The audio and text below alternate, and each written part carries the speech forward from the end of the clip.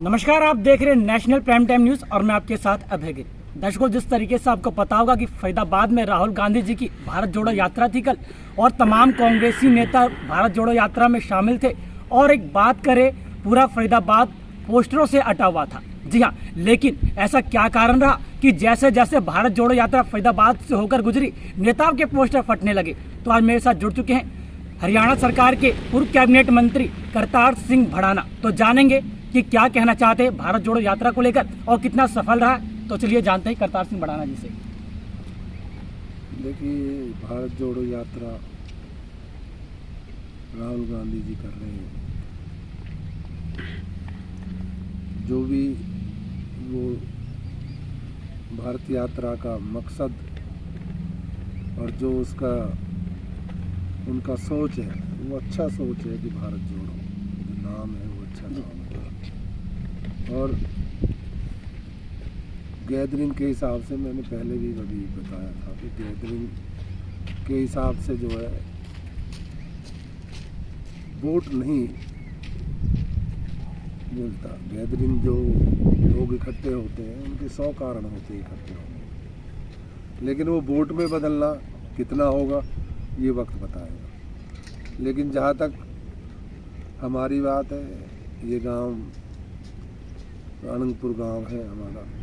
राजा आनंदपाल, सदियों पहले से राजा आनंदपाल का गांव है। और मुझे सिर्फ इतनी बात मैं कहूँगा कि आनंदपुर के बगैर फरीदाबाद में कोई भी कार्य पूरा नहीं होता। और ये जो फरीदाबाद राहुल गांधी जी आए और उन्होंने सभा की है, वो सभा भी आनंदपुरियाओं ने ही, जो भी उसमें ताकत लगाई है या जो भी उनने लोगों को इकट्ठा किया है, तो वो भी आनंदपुरिया है। तो मैं ये कहूँगा कि आनंदपुरियाओं के बगैर फरीदाबाद में कोई भी कार्य सफल नहीं हो सकता। मंत्री जी, जैसे जैसे कल भारत जोड़ो यात्रा फरीदाबाद से होकर गुजर रही थी और शाम को नेताओं के पोस्टर फटने शुरू हो गए, क्या जनता पसंद नहीं कर रही है कांग्रेस को?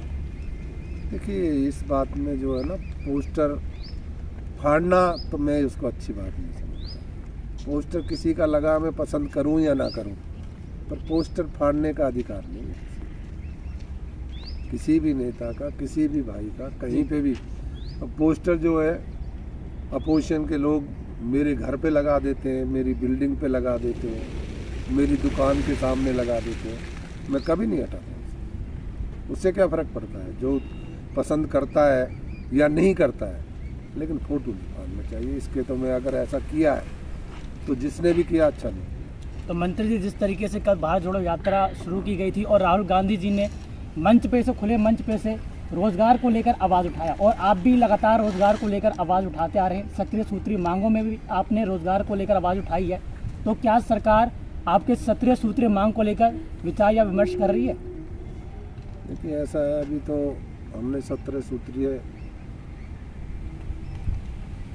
को अभी शुरू ही किया और शुरू करके लोगों अगर चाहेंगे तो हमारा उसमें कोई राजनीतिक नहीं है, ना हम कोई राजनीतिक करना चाहते हैं। सिर्फ लोगों के दुख और दर्द को हम जानते हैं। 40 साल हो गए हमको लोगों में आना जाना, तो हर जो आम आदमी की समस्या उसको हम जानते हैं। और हमारी कोशिश है